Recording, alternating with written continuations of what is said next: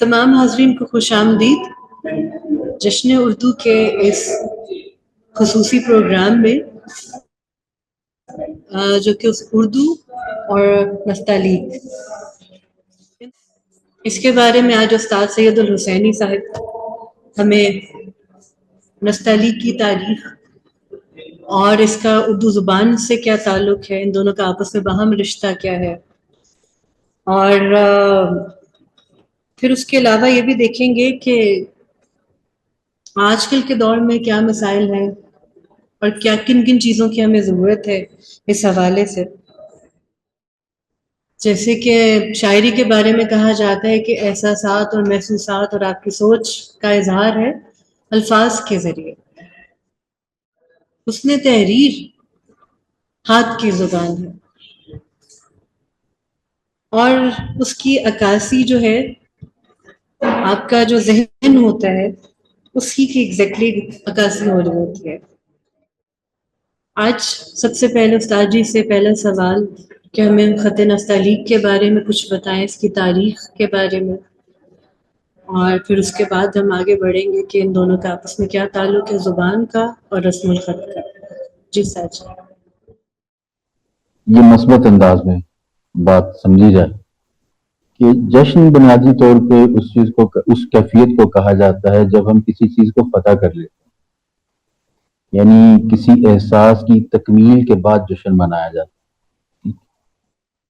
اللہ پاک آپ سب کو جزائے خیر دے، لیکن جشن اس وقت منایا جاتا ہے جب ہم کسی احساس کی، کسی کامیابی کی تکمیل کے نقطے پہ پہنچ جاتے ہیں، اور اس احساس کامیابی کی بنیاد پہ ہم جشن کا اہتمام کرتے ہیں۔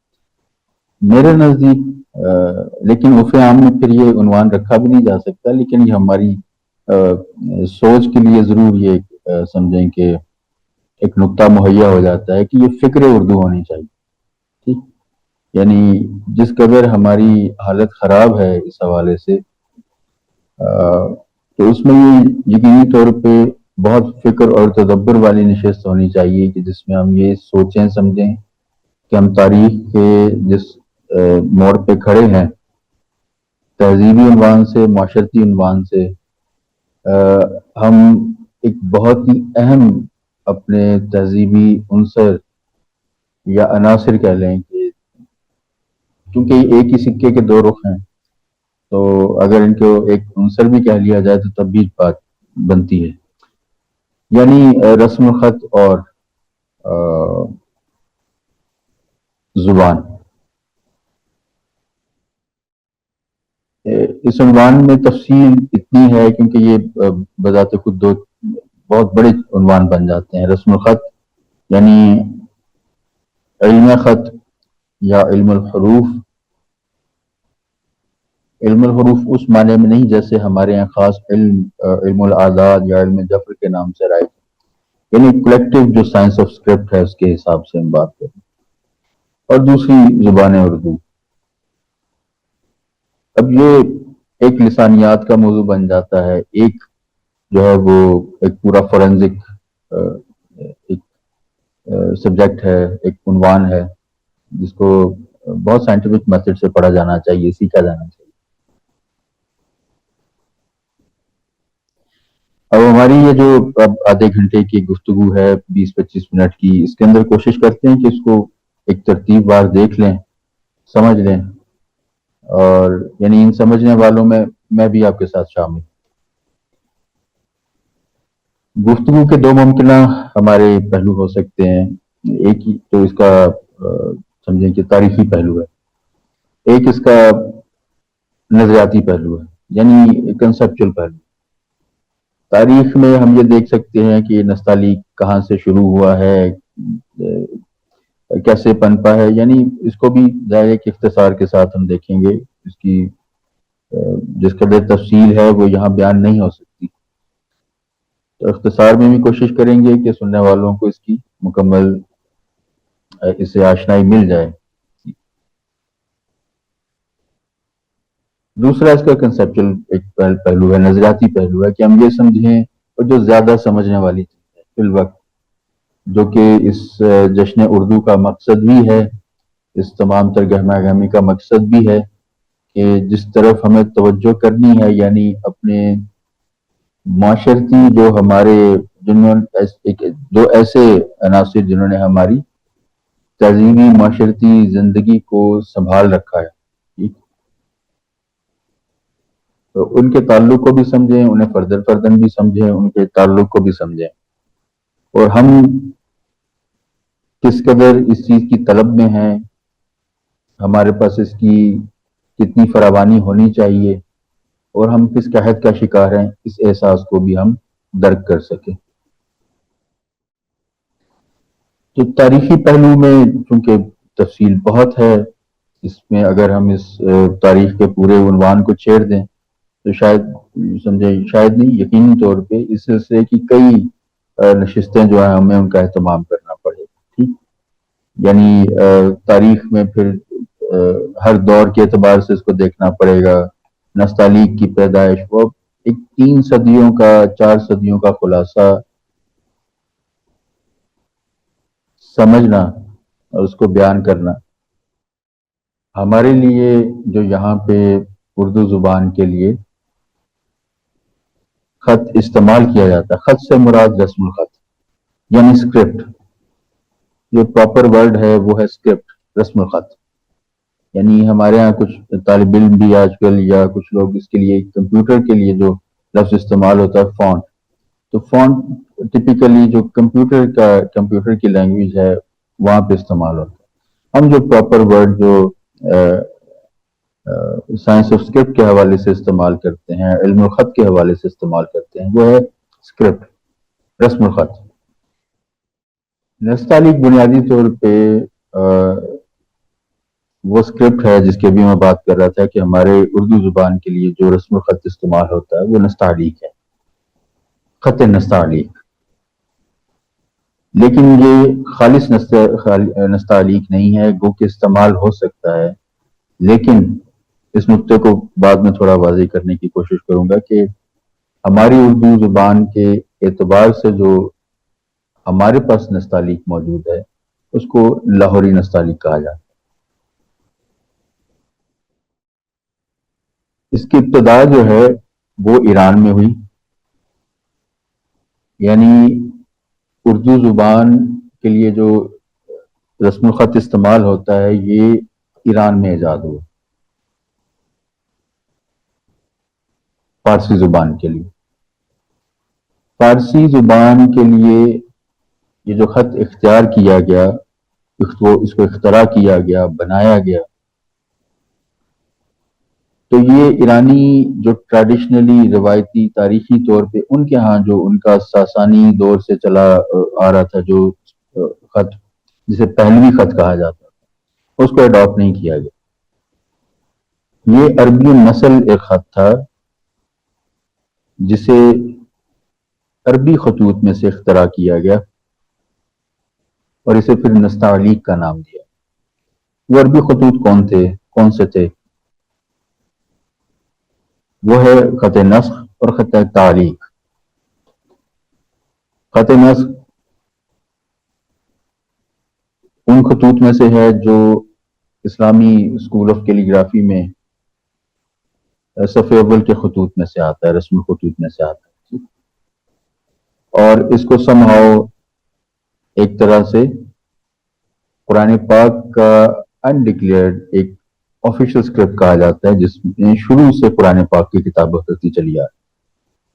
اس کا باعث اس کی زود نویسی تھی، اسی وجہ سے اس کو اختراع بھی کیا گیا تھا۔ اس کے بعد ایک ڈیکوریٹو خط اختراع ہوتا ہے جسے خط تعلیق کہا جاتا ہے۔ خط تعلیق آج عرف عام میں ترکی میں یا عرب دنیا میں خط نستعلیق کو بھی کہا جاتا ہے، لیکن جو پیور خط تعلیق ہے وہ اس تعریف سے جدا ہے۔ اس کی ایک ڈیکوریٹو یعنی آراستہ اور بہت خوبصورت عنوان سے اس کو لکھا جاتا تھا۔ ان دو خطوط کے امتزاج سے خط نستعلیق تقریباً 9ویں صدی ہجری کے، اور اس میں کوئی بھی خط جو اتنی کانٹینیوس اور بہت انٹینس ایفرٹ کے ساتھ بنتا ہے، وہ کبھی بھی راتوں رات جنم نہیں لیتا. اس پروسیس کو، اس عمل کو سمجھنے کی ضرورت. تو یہ کم سے کم بھی اگر ہم اس کو بہت اختصار کے ساتھ دیکھیں، کلن 1 یا 2 یا 3 جملوں میں اس کو سمجھنے کی کوشش کریں، تو یہ تقریباً 3 صدی کا وقت لگتا ہے اس کو خط نسخ اور تعلیق میں سے نکل کے ایک مکمل خط نسخ تعلیق کی شکل کو اختیار کرتے. اچھا خیر، اب یہاں سے بات پہنچتی ہے ہندوستان تک، کیونکہ ہمارا موضوع اردو ہے اور اس کے رسم الخط پہ ہے، اور ہم نے یہ جو گفتگو کرنا ہے یہ ہے رسم الخط کے عنوان سے. فارسی نستعلیق میں ایک بہت بڑا نام ہوا جو کہ پرشین نستعلیق یعنی فارسی مکتب میں فارسی زبان کی تاریخ میں مکتب جدید ان کے ہاں، یعنی ایک بڑا نام ہے مرزا محمد رضا کلہر اور دوسرے ہیں میر عماد.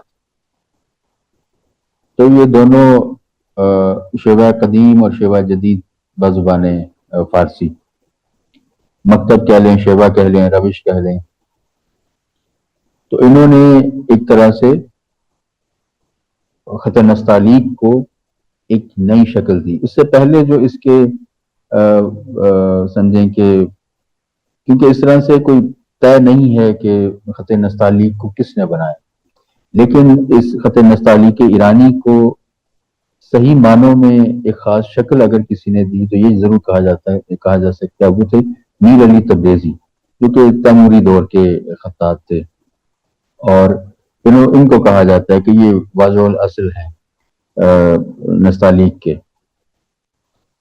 یعنی آپ ان کو موجد اعلیٰ کہہ سکتے ہیں یا مجدد اعلیٰ کہہ سکتے ہیں. ٹھیک کہ انہوں نے نستعلیق پہلے جس صورت میں بھی لکھا جا رہا تھا اس صورت سے نکال کے اس کو ایک بہت بہترین درجے پہ لا کھڑا کیا، اور وہاں سے پھر نستعلیق نے جیسا سفر تاریخ میں طے کیا. اب یہاں سے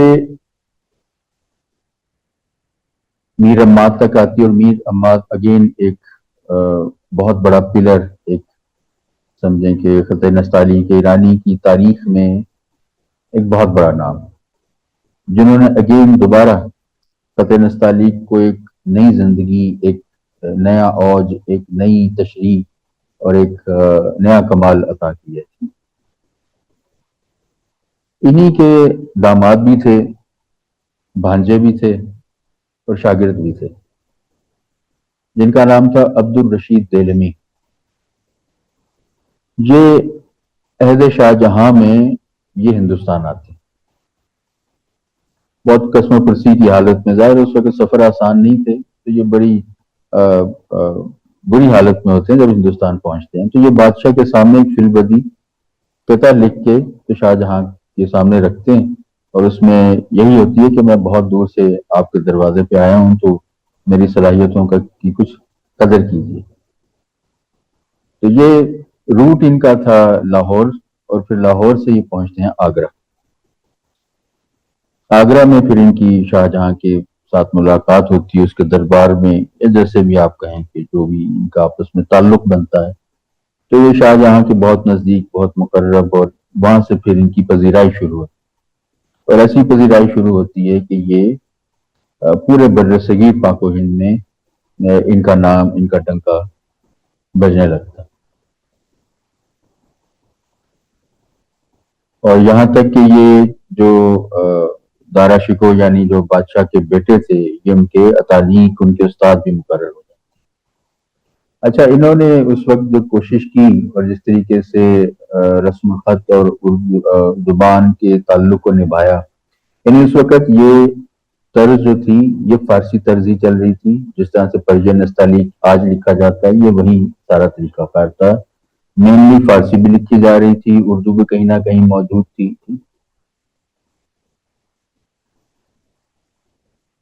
تو اس پوری کارروائی کے نتیجے میں انہوں نے پھر ایک بہت شاندار کوشش کی. پھر اس کے اوپر سمجھیں کہ شاہی حکومت کی ایک پوری شفقت موجود تھی. تو اس کے نتیجے میں دہلی، لکھنؤ اور لاہور کے 3 مکتب جو ہیں وہ وجود میں آتے ہیں۔ اب ان مکتبوں کی اپنی تفصیل بہت ہے۔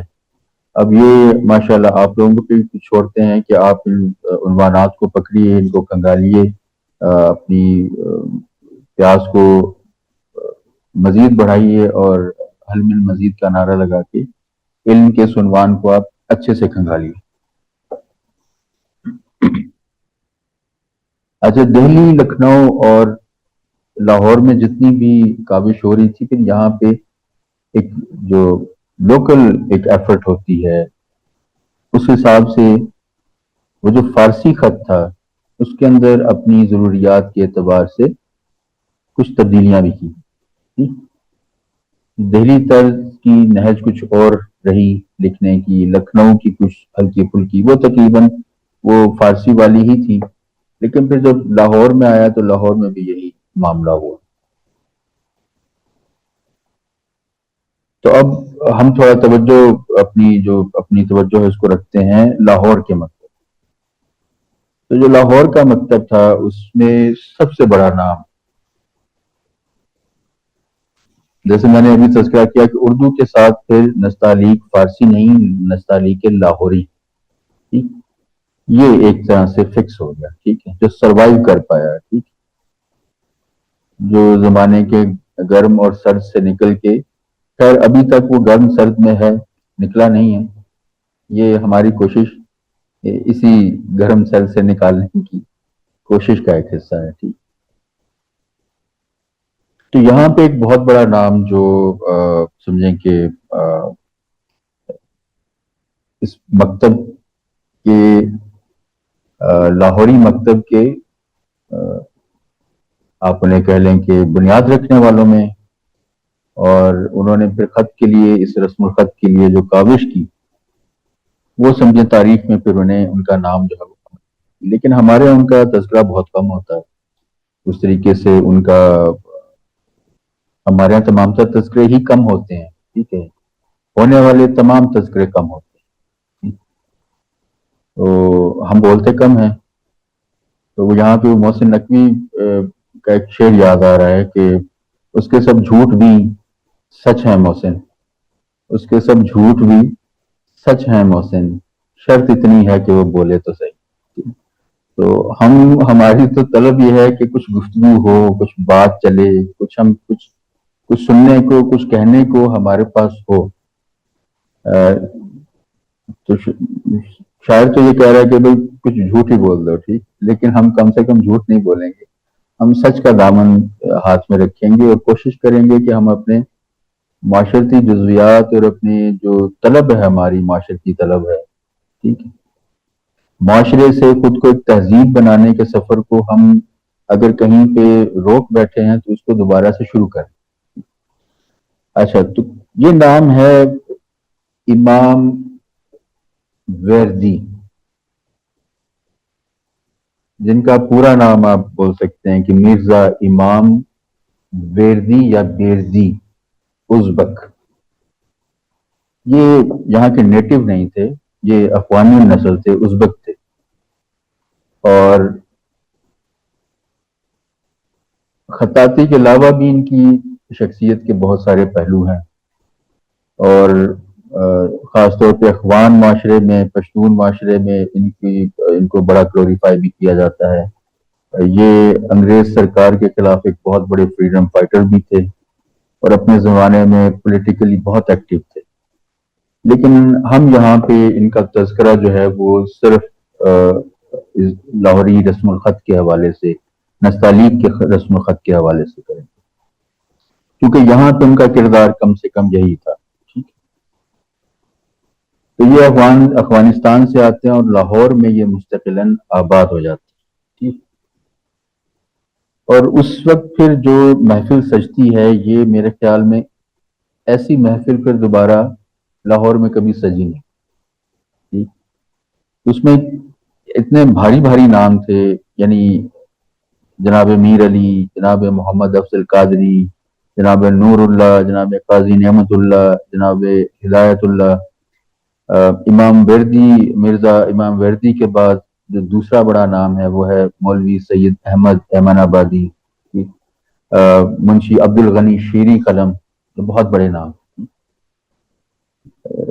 شیخ احمد جوہر، میاں نتھو، مرغوب رقم، حاجی نور احمد، حاجی احمد صاحب، پروین رقم صاحب جن کا بعد میں تھوڑا تذکرہ بھی آئے گا، شیخ احمد جوہر، مولوی محمد عبداللہ فارسی تھی۔ یہ پوری انجمن تھی، ایک پورا گلدستہ تھا جس میں ہر شخصیت بہت بھاری بھرکم، ایک اپنی جگہ پہ اسکول تھے یہ لوگ۔ تو انہوں نے جو خط نستعلیق کو پھر وضع کیا وہ اردو کے، یعنی اب جہاں سے فارسی بھی ہمارے معاشرے میں موجود ہے کہیں نہ کہیں، لیکن اب اردو زیادہ پنپ چکی ہے، قابل استعمال بھی ہے، بولی بھی جا رہی ہے، کہیں بھی جا رہی ہے، چاہے وہ اردو قدیم ہی ہے، ٹھیک ہے، اپنی طرز میں آج کل کی اردو سے مختلف ہے، لیکن بہرحال اردو ہے اب اور اس کو لکھا بھی جا رہا ہے۔ تو پھر اس خط کو جو ہے اسی عنوان سے تشکیل بھی دیا جا رہا ہے، یعنی وہ جو فارسی خط تھا اس میں کچھ غیر بنیادی تبدیلیاں نہیں کی گئی، ٹھیک، غیر بنیادی لیکن حساس تبدیلی، ٹھیک ہے۔ اب یہ تکنیکی گفتگو یہاں پہ آ جاتی ہے، ٹھیک ہے، جس کے لیے پھر آپ سب سامعین کو دعوت ہے کہ آپ اس موضوع کی طرف تھوڑی سی رجعت کریں، تھوڑے سے قدم بڑھائیں، تھوڑی مانوسیت پیدا کریں، انسیت پیدا کریں، اس پہ مذاکرے ہوں، یہ اسکول کالجز یونیورسٹیز کے سلیبس میں ہو شامل، ہماری کاوشوں کا عنوان ہو، تو تب ہم اس قابل ہوں کہ ان تکنیکی بحثوں کو بھی پھر حل کرنے کے قابل ہو سکے۔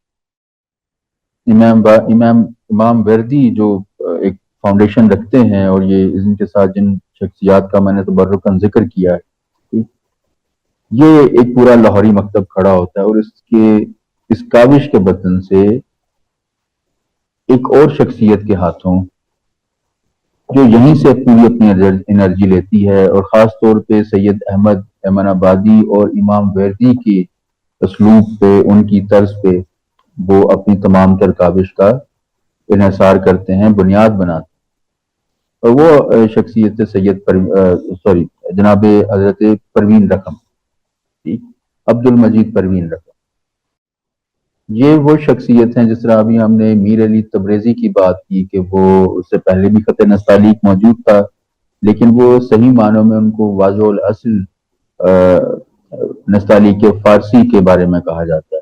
تو اسی طرح سے جناب عبد المجید پروین رقم جو ہیں وہ لاہوری نستعلیق جو اس وقت مروجہ ان پریکٹس، عملی طور پہ نافذ جو رسم الخط ہے اردو کے لیے، جس کو قبول بھی کیا جا سکتا ہے، اور اس کے مقابلے میں جو دوسرے مکتب جو تھے ان کے ہاں جو طرزیں تھیں وہ اس طریقے سے اب موجود نہیں ہے، ٹھیک، کمپیوٹر میں بھی ہمارے پاس یہی رسم الخط موجود، ٹھیک۔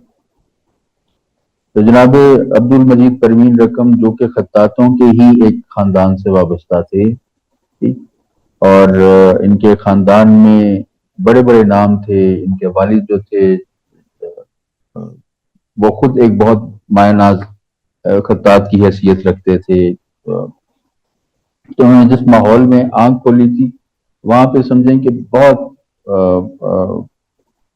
ایک حسن بسر تھی خط کے حوالے، ٹھیک، یعنی ان کے جد اعلیٰ جو تھے وہ امام اللہ خوشنویس تھے، پھر ان کے اجداد میں جو آ جاتے ہیں جن کا ابھی میں نے تذکرہ کیا کہ سید احمد ایمن آبادی، بنیادی طور پہ یہ جو لاہور کے مکتب میں دو لوگوں کی جو طرز تھی یہ زیادہ اسٹیبلش ہوئی، وہ امام وردی اور سید احمد ایمن آبادی، ٹھیک، ان کی۔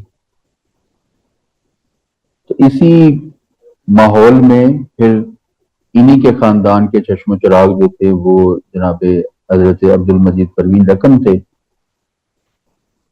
اور انہوں نے پھر جب محنت کی، تصوف کی طرف بھی مائل تھے، روحانیت کی طرف بھی مائل تھے، انہوں نے اپنا بڑا شاندار اپنا ایک جو شخصیت تھی اس کو تراشا، اپنے اخلاق، اپنی روحانی قد کاٹ کو بہت بلند کیا، تو شروع سے ان کے نام کے ساتھ صوفی کا اضافہ ہو گیا جوانی میں ہی، ٹھیک، یوں بھی یہ کوئی بہت ضعیفی کی عمر میں ان کا وصال نہیں ہوا، تو ان کی پیدائش اب تقریباً 1901 کے ارد گرد، یا 1901 جو پیدائش، تاریخ پیدائش میں تھی. تو ان کے بارے میں کہا جاتا ہے کہ انہوں نے سید احمد ایمن آبادی اور جناب مرزا امام وردی کی طرز پہ انہوں نے تقریباً 7-8 سال تک مسلسل محنت کی، اور بہت جان توڑ محنت کی. اور اس کے بعد پھر یہ اس قابل ہوئے کہ یہ فارسی نستعلیق میں سے لاہوری نستعلیق کو اخذ کرنے میں کامیاب ہو. تو اس وقت سے پھر انہوں نے جو طرز ایجاد کی اس کو بہت قبولیت ملی ہمارے ہاں. اس کو اہل فن، اہل نظر نے جو علم الخط کو، علم الحروف کو سمجھتے تھے، سائنس آف اسکرپٹ کو سمجھتے تھے، انہوں نے اس کو قبول کیا، اس کو بہت ویلکم کیا، اور یہ اس وقت سے پھر آگے ہمارے معاشرے میں رائج ہوئی، خاص طور پہ پھر پاکستان. پھر اس میں آگے بہت بڑے بڑے نام ہوئے. استاد تاج الدین زری رقم ایک بہت بڑا نام ہے. پھر ہمارے یہاں اس کے بعد ایک اساتذہ کی پوری ایک طویل فہرست ہے. اللہ پاک سب کو جو جا چکے ہیں ان کی مغفرت فرمائے، جو زندہ ہیں اللہ پاک ان کو سلامتی عطا کرے، ان کو جان و مال کی، ان کی صحت و سلامتی کی اللہ پاک امان عطا کرے. اچھا، اب کچھ دو جملے اس کے نظریاتی پہلو کے حساب سے. نظریاتی پہلو کیا ہے؟ بنیادی نظریاتی پہلو یہ ہے کہ ہم یہ سمجھ سکیں کہ یہاں پہ فقط اردو یا رسم الخط کی بات نہیں، اردو یا نستعلیق کی بات نہیں، یہ بات کلن ہر زبان اور اس کے رسم الخط پہ نافذ ہوتی ہے.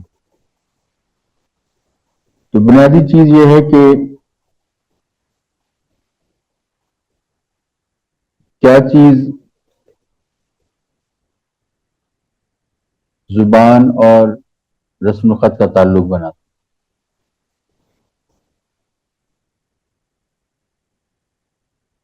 جب ہم کسی بھی معاشرے میں رائج زبان کے حوالے سے بات کرتے ہیں تو پھر لازماً ہمیں اس زبان کے لیے، زبان دیکھیے ایک صوتی نظام ہے، صوت یعنی ساؤنڈ سسٹم، یہ بولی جاتی ہے، آواز پیدا کی جاتی ہے زبان کی اپنے دانتوں اور تالو کے ایک خاص امتزاج کے ساتھ. کچھ آوازیں جو ہیں وہ ایجاد کی جاتی ہیں اپنے منہ میں، دہان سے. اب جو زبان بولی جاتی ہے یہ پیور ایک ساؤنڈ سسٹم ہے. اب اگر اس کے لیے ایک تحریری نظام نہ ہو، تحریری نظام کیا ہے کہ ہر جو بھی زبان سے ایک آواز ادا کی جاتی ہے اس آواز کے لیے ایک علامت مقرر کی جاتی ہے، اس علامت کو اس آواز کے نعم البدل کے طور پہ، مترادف کے طور پہ صفحے پہ لکھ لیا جاتا ہے، یا کسی بھی چیز پہ لکھ لیا جاتا ہے. ٹھیک. اب جب ہم اس علامت کو دیکھتے ہیں تو فوراً سے پہلے ہمارے ذہن میں وہ آواز، ہمارے تصور میں، ہمارے قلب و ذہن میں آ جاتی. اس طرح سے ہم اس آواز کو کاغذ پہ یا جو بھی لکھنے کا میڈیم ہے اس کے اوپر ہم ڈاکومنٹ کرنے کے قابل ہو جاتے، ضبط تحریر میں لانے کے قابل ہو جاتے. وہ آواز جو میرے بولنے کے بعد ہوا میں معدوم ہو جائے گی، جس کو ڈاکومنٹ کرنے کا کوئی وسیلہ ہمارے پاس نہیں ہے، اس علامت کے ذریعے وہ ضبط تحریر میں آ جائے گی اور ڈاکومنٹ ہو جائے گی، اور وہ آنے والے زمانوں تک محفوظ رہ جائے گی. اگر ایک زبان کے ساتھ کوئی تحریری نظام موجود نہیں ہے، اس کا علامتی نظام موجود نہیں ہے، تو یہ کسی بھی سمجھیں کہ زبان کے لیے اپنا وجود محض اپنی ساؤنڈ سسٹم کی بنیاد پہ باقی رکھنا تقریباً ناممکن. تو اب کسی بھی معاشرے میں اگر علم اپنی سمجھیں کہ تمام تر تفصیل کے ساتھ پنپ رہا ہے، علم کی بہت ایک سمجھیں کہ گہما گہمی ہے، اس میں پھر ان دو عناصر کا کردار جو ہے وہ بہت مصروف کردار ہوتا ہے، اور اگر سم ہاؤ کسی طریقے سے یہ دونوں عناصر مصروف نہیں ہیں، اس کا مطلب ہے کہ وہاں پہ علمی طور پہ جو کاوش ہو رہی ہے وہ یا تو معدوم ہے یا پھر نہ ہونے کے برابر ہے۔ ٹھیک، تو اللہ پاک کے سبق سے ہمارے معاشرے کو محفوظ رکھے، لیکن ہمارے ہاں حال اس سے کچھ کم بھی نہیں ہے۔ ٹھیک، ایک پوری انڈرسٹینڈنگ لینے کی ضرورت ہے، ایک پوری سمجھ لینے کی ضرورت ہے کہ اگر ہم ایک چاہتے ہیں کہ ہمارے پاس ایک زبان کے اندر موجود علم، یا زبان بذات خود کچھ نہیں ہے، وہ کسی نہ کسی علم کو کمیونیکیٹ کرنے کا وسیلہ بن گئی۔ بذات خود زبان کیا ہے؟ کچھ بھی نہیں ہے، ہم اس میں کسی نہ کسی علم کو کمیونیکیٹ کر رہے ہوں گے۔ ٹھیک، چاہے وہ سائنس ہے، چاہے فلسفہ ہے، چاہے ادب ہے، چاہے مذہب ہے، چاہے وہی خدا ہے، کچھ بھی ہے، وہ کسی نہ کسی علم کے ساتھ، کسی نہ کسی انسانی جو کاوش ہے اس کے ساتھ اس کا تعلق ہے۔ تو اگر علم کو سمجھنے کی ضرورت ہے، یعنی زبان کو سمجھنے کی ضرورت ہے، تو پھر اس کے ساتھ ساتھ، اس کی لسانیات کے ساتھ ساتھ ہمیں پھر اس کے رسم الخط کو بھی سمجھنا چاہیے۔ اس تحریری نظام کی بھی اتنی ہی اہمیت ہے جتنی صوتی نظام کی، یعنی اب ایک علم بیان ہو رہا ہے، ایک عالم فاضل، ایک فلسفی، ایک ماہر طب، ایک ماہر قانون، ایک ماہر لسانیات، ایک ماہر ایک مذہب کا ایک سمجھیں فقیہ، ایک مفسر بیان کر رہا علم۔ اب وہ سارا علم اگر صرف ساؤنڈ سسٹم کی بنیاد پہ بیان ہوگا تو کیا وہ بیان ہونے کے بعد ختم ہے؟ ٹھیک، لیکن جب اس کو تحریری نظام میں لایا جائے گا تو وہ آنے والی نسلوں تک محفوظ رہ جائے گا، اس کی تبلیغ کی جا سکتی ہے، اس کو معاشرے کے ہر فرد تک پھیلایا جا سکتا ہے، اس کو محفوظ کیا جا سکتا ہے، اور یہی مقصد ہے اس پورے سسٹم کو۔ اب یہ بہت فطری تعلق ہے، اس لیے یہ علوم لکھنے کے یہ انبیاء کو عطا کیے گئے۔ ایک اشارہ حضرت ہود علیہ السلام کی طرف ملتا ہے، ایک اشارہ قرآن کی زبان میں حضرت ادریس علیہ السلام کی طرف ملتا ہے کہ جنہیں باقاعدہ لکھنے کا علم عطا کیا گیا۔ ٹھیک،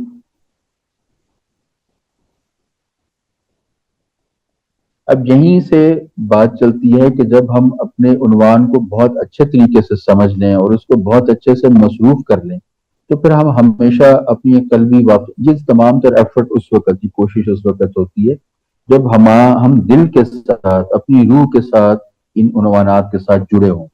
آپ سب لوگ یہاں کیوں حاضر ہیں؟ میں یہاں پہ یہ گفتگو آپ کے ساتھ کیوں کر رہا ہوں؟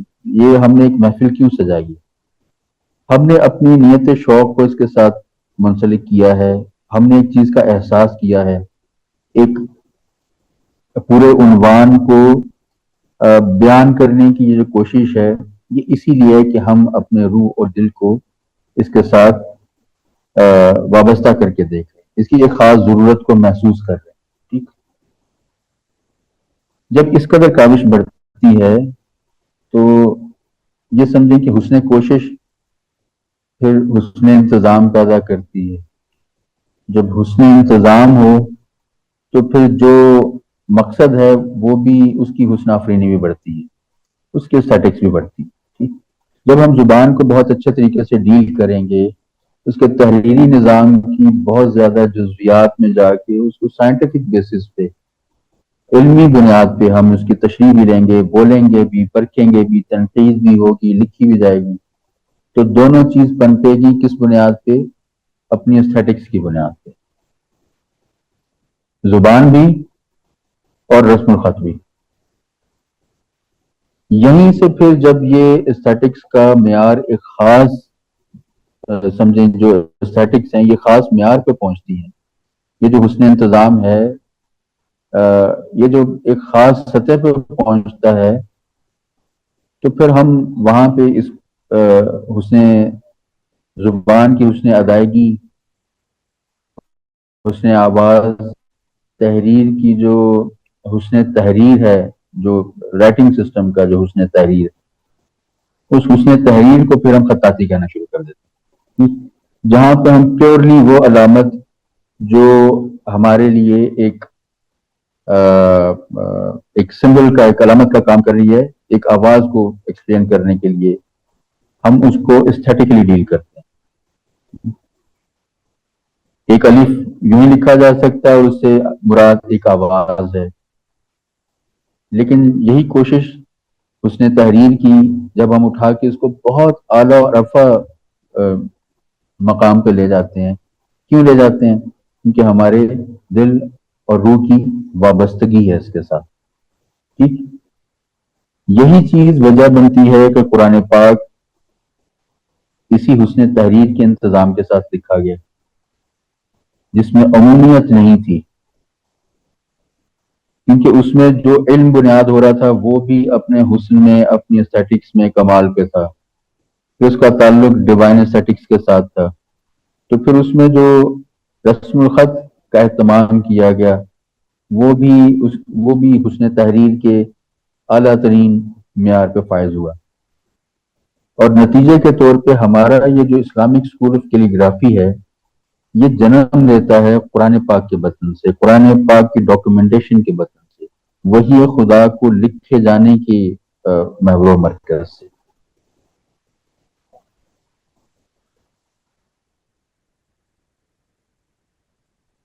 تو اب یہاں پہ پھر اسی چیز سے سمجھیں کہ ہم ایک جو نتیجہ اخذ کرتے ہیں کہ تحریر بھی ایک جمالیاتی وجود ہے،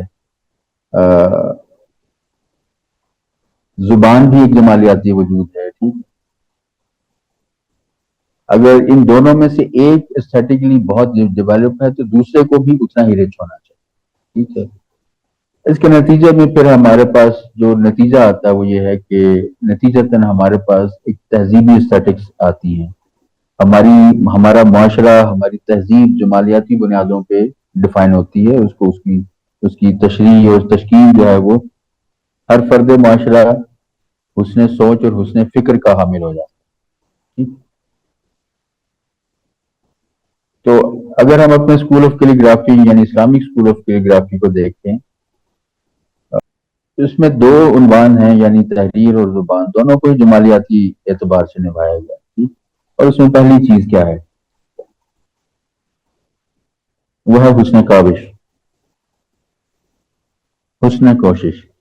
یعنی اب یہاں پہ ہر چیز، اب ہم نے یہ طے کر لیا کہ اب یہ سب کچھ جمالیات کے زمرے میں آ گیا، یہ اتنی بیسٹ چیز کیسے پاسبل ہے؟ ہم کیا کرنا چاہ رہے ہیں اس پورے مذاکرے میں سے، ساری بات چیت میں سے کیا اخذ کرنا چاہ رہے ہیں؟ تو اخذ ہم یہ کرنا چاہ رہے ہیں کہ ہمیں اس حسن انتظام کی طرف پلٹنا ہے جس کی ہمیں ضرورت ہے، ٹھیک؟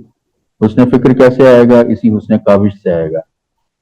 یہ حسن تحریر، حسن آواز، حسن فکر، حسن تہذیب، یہ حسن کاوش سے ہے۔ اس کاوش کا نام کیا ہے؟ اسے دوسرے لفظ ہم کہتے ہیں ریاضت، ٹھیک؟ ایک شعر میں بہت بہت پڑھتا ہوں اپنی خطاطی کی کلاس میں بھی، کہ گویند کے سنگ لال شود در مقام صبر، آری شود ولی بخون جگر شود۔ یہ کہتے ہیں کہ پتھر جو ہے، عام پتھر جو ہے، وہ مقام صبر پہ آ کے وہ لال بن جاتا ہے، ٹھیک؟ یعنی حسن کاوش ہے نا اس کی، ٹھیک؟ 1000 سال تک جلتا ہے سورج کی روشنی میں تو وہ عقیق بن جاتا ہے، ٹھیک؟ آری شود کہنے والا کہتا ہے ہاں بن جاتا ہے، پتھر سے لال بن جاتا ہے، ولی بخون جگر شود، لیکن اپنا خون جگر دے کے بنتا ہے۔ تو ریاضت، کوشش، کوالٹی آف ایفرٹ یعنی حسن کاوش، یہ ہمارے معاشرے میں سے تھوڑا رخصت ہوتا جا رہا ہے، ٹھیک؟ تو کوشش یہ ہے کہ ہم اپنی جو اس ترکیب ہے، اس فارمولے کو سمجھیں کہ جس میں ہر چیز جمالیات کے ساتھ جڑی، یہ فارمولا ہر جگہ اویلیبل نہیں، تو ہماری ترکیب کیا زبانیات کی، زبان کی جمالیات ہے، تحریر کی جمالیات ہے، اور یہ ایک پوری روایت کے طور پہ چلی. ٹھیک ہے، اس چیز کو سمجھنے کی ضرورت ہے.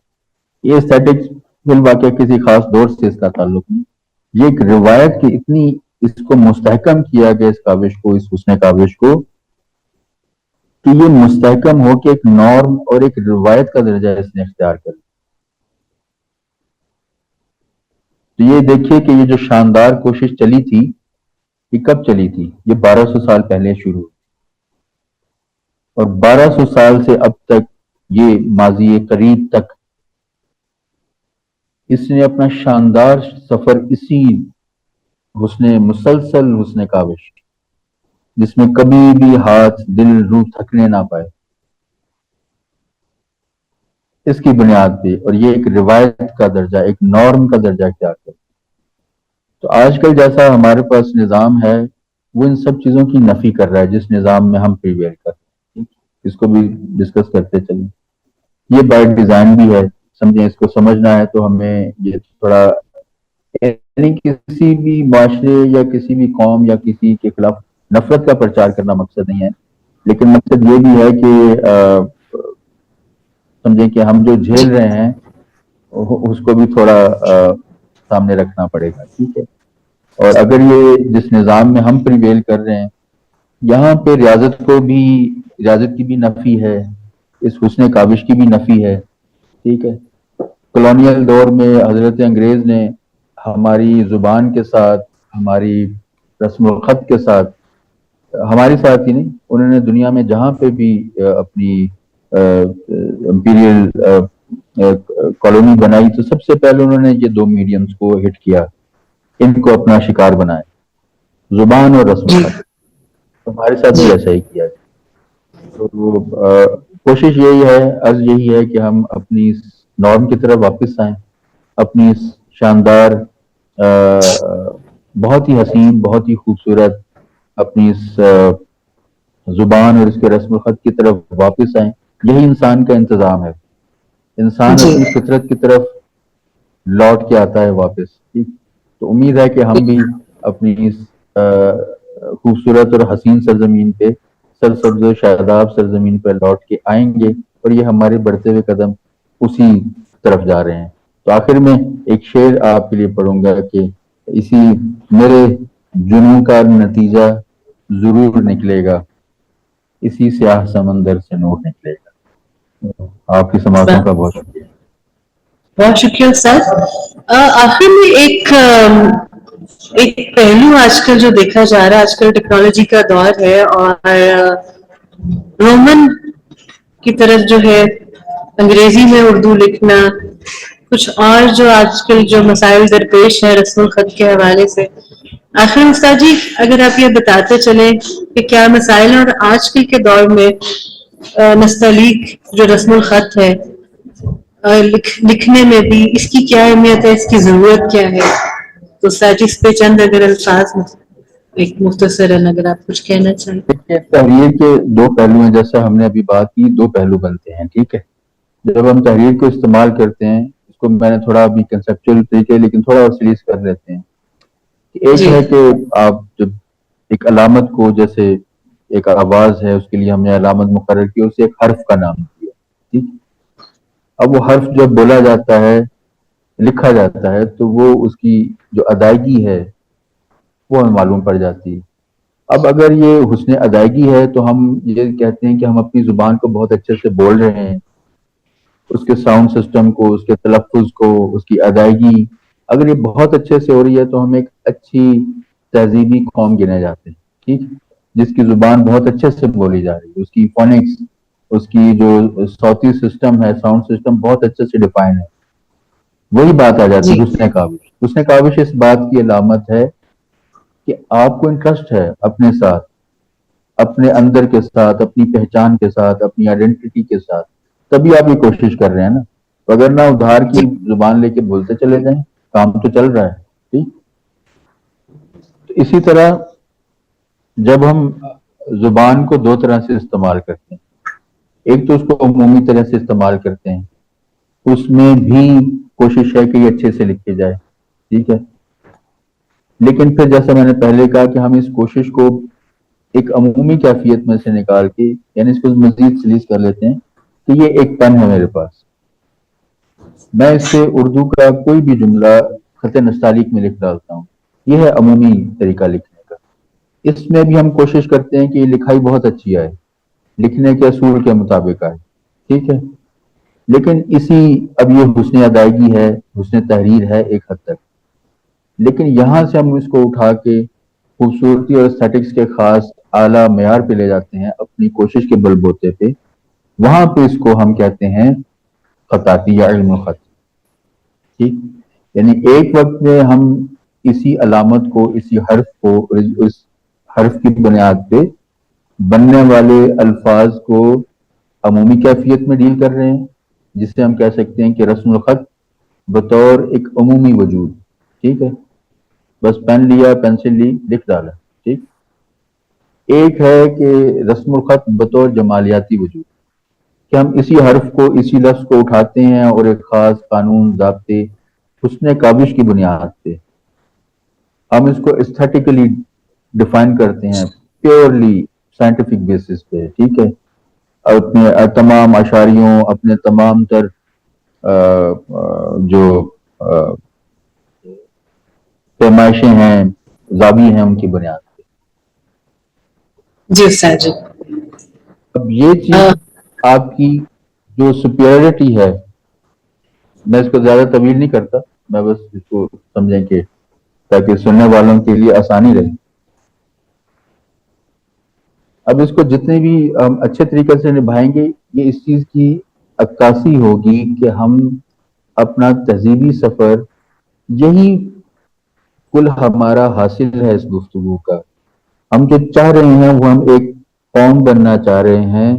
اپنے جو تہذیبی زندگی ایک قوم کی ہے, اس کے جو عناصر ہیں ان کو ریڈیفائن کرنا چاہ رہے ہیں. اگر بھولے بسرے ہیں تو ان کو ابھار کر کے سامنے لانا چاہ رہے ہیں. اور ہم کرنا کیا چاہ رہے ہیں؟ ہم ایک قوم بننا چاہ رہے ہیں.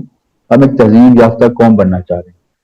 ہم چاہ رہے ہیں کہ ہمیں ترقی یافتہ کہا جائے, ہماری زبان ترقی کرے, ہمارا رسم الخط ترقی کرے, تاکہ ہم اپنے معاشرے میں موجود جو ہمارے علوم ہیں, جو ہماری دھرتی سے, ہمارے معاشرے سے, ہمارے ہاں سے تعلق رکھتے ہیں, ہم ان کو بہت اچھی طریقے سے سمجھ سکیں, پریچ کر سکیں, تبلیغ کر سکیں, ان کی کمیونیکیشن کر سکیں. علم کی فراوانی ہو اس بنیاد پہ. اب جب یہ حالت آ جائے کسی قوم کی کہ وہاں پہ پریکٹیکلی تو چھوڑیں, جو عمومی طرز تحریر ہے وہ ہی خطرے میں پڑ جائے. ٹھیک. یعنی ایک مرتبہ ہم نے آسمان کی سیر کی ہے, ایک مرتبہ ہم واپس زمین پہ آ جاتے ہیں. ٹھیک. تو حالت یہ آ جائے کہ اب میں نے لٹرلی پریکٹیکلی یہ بچوں کو دیکھا ہے کہ میں نے انہیں اردو میں میسج کیا تو جواب آیا کہ نہیں چچا, ماموں, انکل, جو بھی استاد صاحب, یہ اردو سمجھ میں نہیں آتی, اسی اردو کو آپ رومن ٹیکسٹ میں لکھ کے بھیج دیں. ٹھیک. تو یہ ہنسی بھی آتی ہے, لیکن پہلے آتی تھی حال دل پہ ہنسی, مگر اب وہ بھی نہیں آتی. تو ہم کتنا روئیں گے, اب ہنسنے کو دل چاہتا ہے. یہ جو ہم کھسیانی سی ہنسی ہنس رہے ہیں اپنے حال پہ, اس کیفیت میں سے نکلنے کی ضرورت. اس پوری گفتگو میں سے دعوت فکر یہی ہے. ٹھیک. ہونا یہی چاہیے کہ ہم سننے والوں کو پھر آگے اس کو ایک تحریک کی صورت دیں. یہ جو ہم ٹک ٹک میں پڑ گئے ہیں, یہاں سے نکل کے قلم تھامیے, لکھیے. یہ وہ فطری سسٹم ہے جو اللہ پاک نے ہمیں نوازا. ٹھیک. دیکھیے یہ جو ترقی ہو رہی ہے نا, یہ جو ہم گیجٹ اورینٹیڈ لائف گزار رہے ہیں, یہ جو ہم ڈیوائس اورینٹیڈ لائف گزار رہے ہیں, اس کے ساتھ ایک تو ایک بہت بڑا ڈیفیسٹ ہے, وہ منسلک ہے. اس کو بھی دو لفظوں میں بیان کر دیتا ہوں, ٹھیک, کوشش کرتا ہوں, عرض کرتا ہوں. دوسری چیز یہ ہے کہ اگر ہم اس کو ترقی سمجھ بھی لیں اور اس کا پھر ہم ایک بہت اچھا سا تجزیہ تحلیل لیں, تو پھر یہ کہیں بھی ہمیں ترقی لگے گی نہیں. ٹھیک.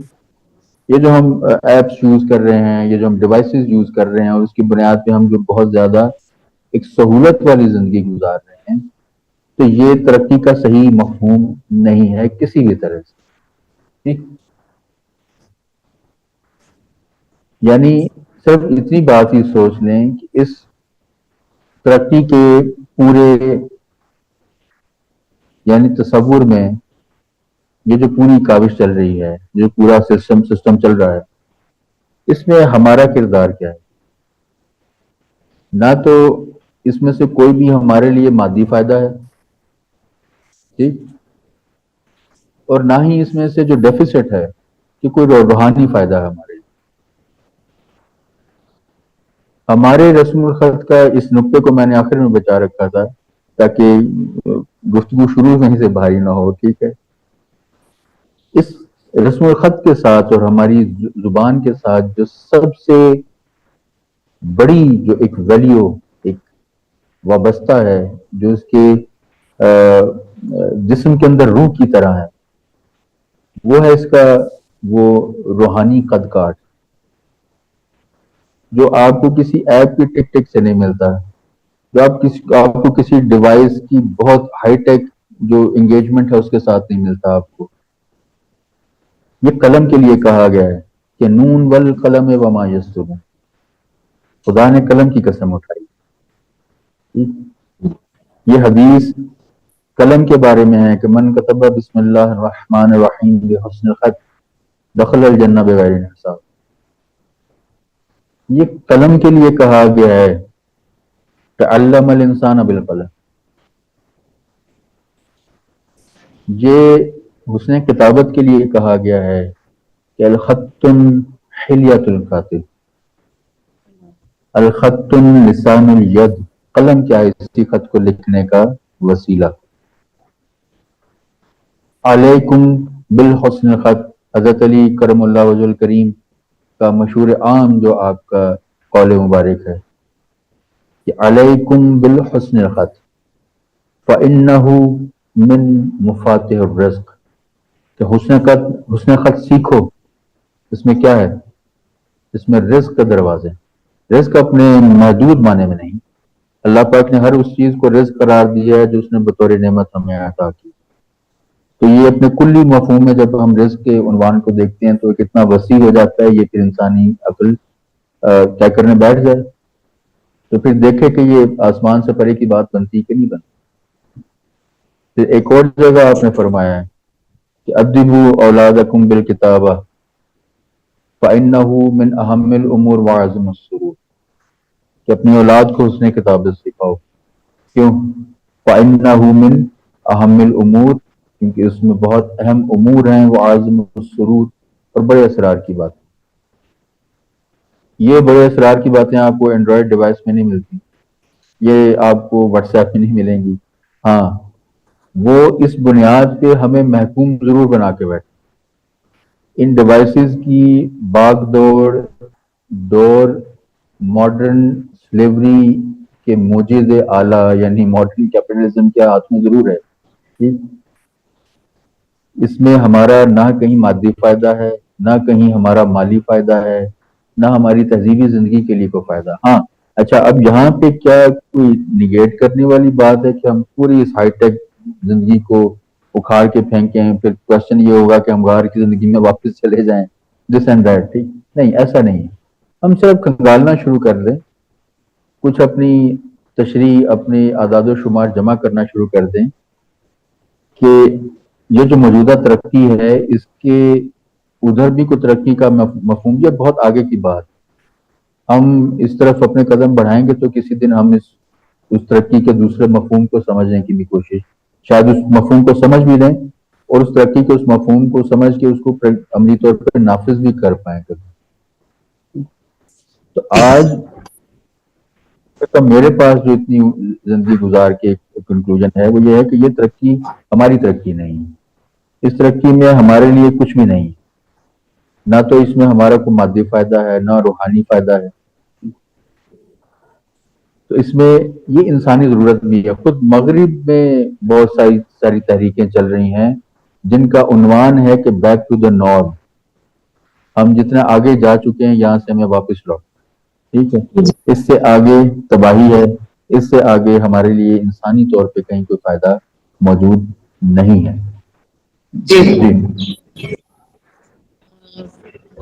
بہت خوبصورت پہلو کی طرف آپ نے استاد صاحب یہ توجہ دلوائی ہے کہ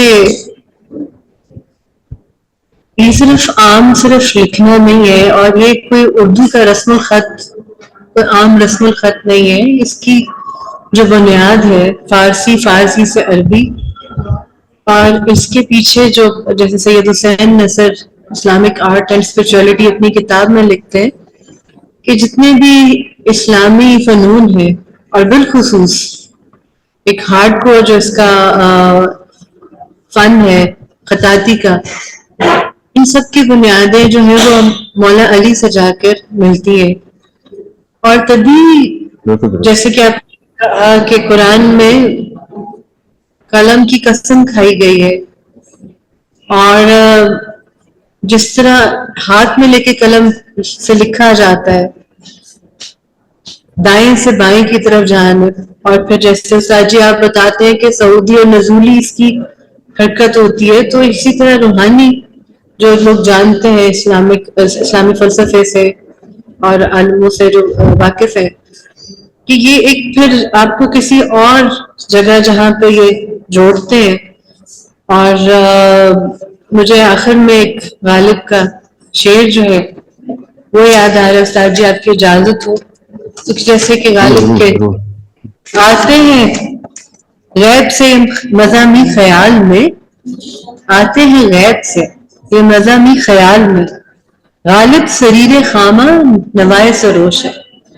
اب یہ سریر خامہ نوائے سروش کا جو ایک اصطلاح ہے کہ